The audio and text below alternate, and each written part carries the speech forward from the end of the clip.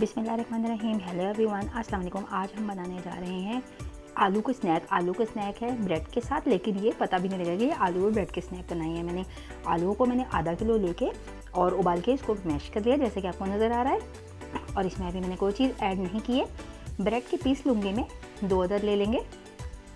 इनको छोटा छोटा सा तोड़ लेंगे, जिस तरह के मैं तोड़ रही हूँ इस तरह छोटा छोटा तोड़ लेंगे। ये बहुत ही ज़बरदस्त से स्नैक बनकर तैयार होंगे और लुक लाइक तो ये ऐसा लगेगा जैसे आपने ड्रम स्टिक रखे हुए हैं, पोटैटो ड्रम स्टिक भी कह सकते हैं हम इनको। मसाले बहुत ही इंपॉर्टेंट है, इनको ज़रूर इसी तरीके से डालिएगा। मस्टर्ड पाउडर है मेरे पास, तकरीबन 1 बड़ा चम्मच है। और ये जर्दे का रंग है, आपको दिख रहा है, 1 चुटकी है बड़ी वाली। काली मिर्च मैंने 1 चम्मच लिया है। ये लहसुन का पाउडर है और ये भी अदरक का पाउडर है, ठीक है। आधा चम्मच वो है और चौथा चम्मच ये है।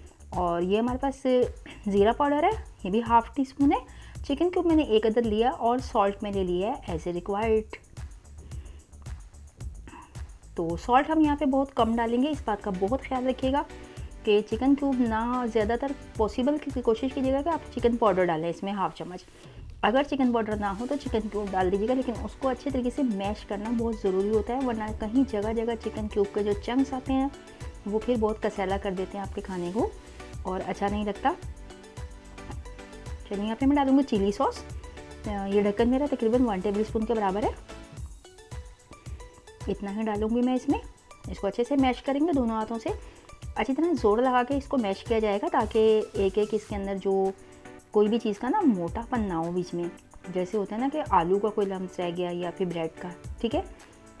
इस तरीके से मैं इसको तैयार करूँगी स्टिक पे लगा के। देखें, एक ये मैंने बना लिया था और ये मैं आपको बना के दिखाती हूँ। बहुत इजीली ये मोल्ड हो जाते हैं और बहुत इजीली ये फोल्ड होकर किसी भी चीज़ के ऊपर चिपक जाते हैं, इसलिए कि हमने इसमें ब्रेड डाला है। जब हम इसके अंदर ब्रेड डालते हैं ना, तो ब्रेड इसको चिपका देती है। और जो मसाले हैं वो एज इट इज़ डालिएगा जिस तरीके से कि मैंने डाले हैं।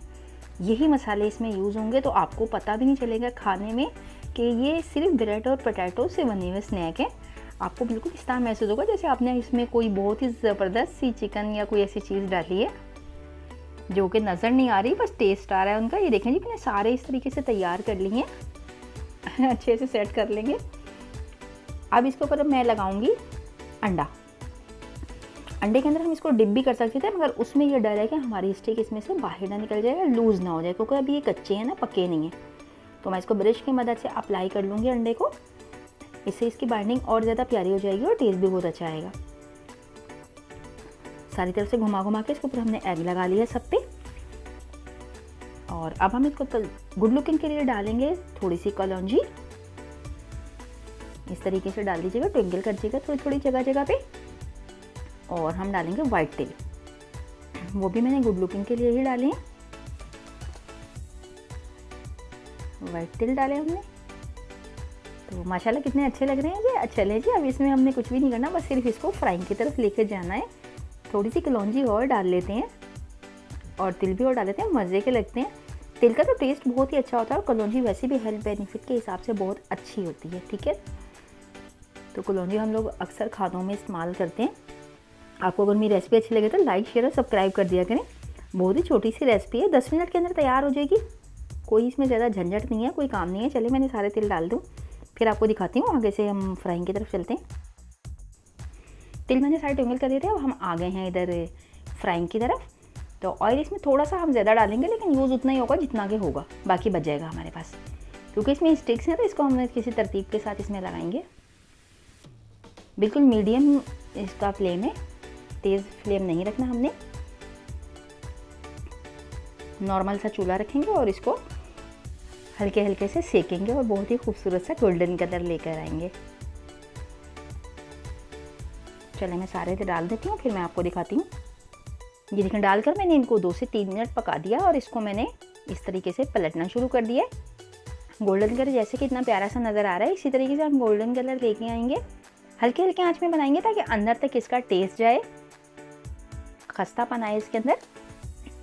ये देखें, इस तरह हम 2 स्पून की मदद से आराम से पलटे जाएंगे ये जी। इस तरह पलट लें।